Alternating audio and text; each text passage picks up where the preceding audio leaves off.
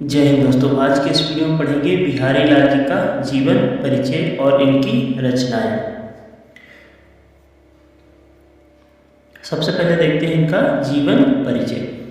तो बिहारी लाल जी का जन्म सन 1603 ईस्वी के लगभग ग्वालियर के निकट बसवा गोविंदपुर ग्राम में हुआ था।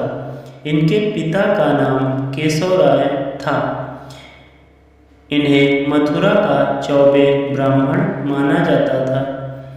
यानी कि बिहारी लाल जी का जन्म जो है 1603 ईस्वी के लगभग ग्वालियर के निकट बसवा गोविंदपुर ग्राम में हुआ था।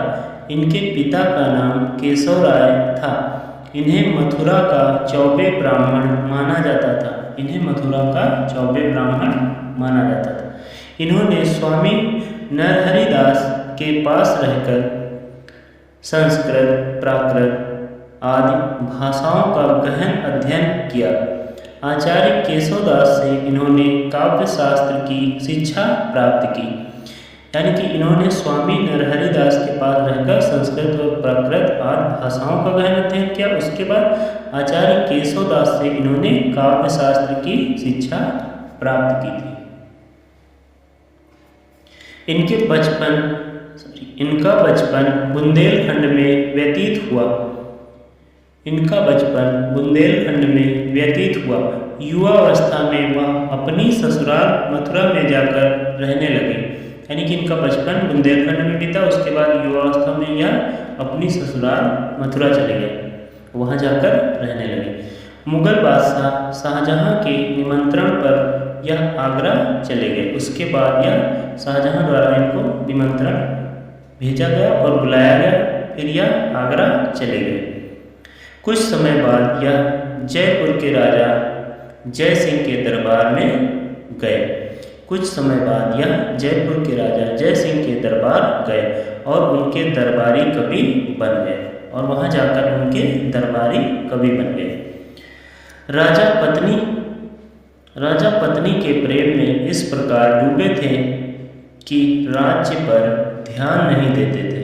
तब बिहारी ने एक दोहा लिखकर राजा को भेजा। यानी कि वहाँ के जो राजा थे, राजा जयसिंह, वह अपनी पत्नी के प्रेम में इस प्रकार डूबे थे कि वह राज्य के कामकाज पर बिल्कुल भी ध्यान नहीं देते थे। तब बिहारी ने सोचा कि इनको जागृत किया जाए। तब बिहारी ने एक दोहा लिखकर राजा को भेजा था। देखते हैं वह दोहा। नहीं पराग नहीं मधुर मधु, नहीं विकास इहीं काल, अली कली ही सौ बंध्यो, आगे कौन हवाल। यह दोहा उन्होंने राजा के पास भेजा था। यह दोहा सुनकर राजा की आंखें खुल गई और वह पुनः अपने राज्य कार्यों पर ध्यान देने लगे। राजा जयसिंह की प्रेरणा पाकर बिहारी जी दोहों की रचना करने लगे। प्रत्येक दोहे पर राजा एक स्वर्ण मुद्रा भेंट करते थे।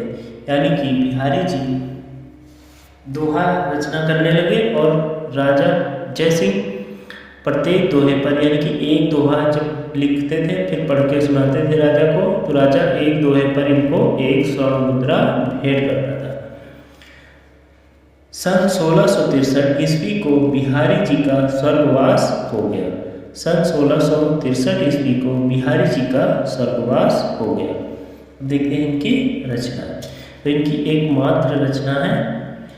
एकमात्र रचना बिहारी सतसई, जिसमें लगभग 723 दोहे हैं। कहीं कहीं 719 भी लिखा होता है, तो इसमें थोड़ा डाउट है।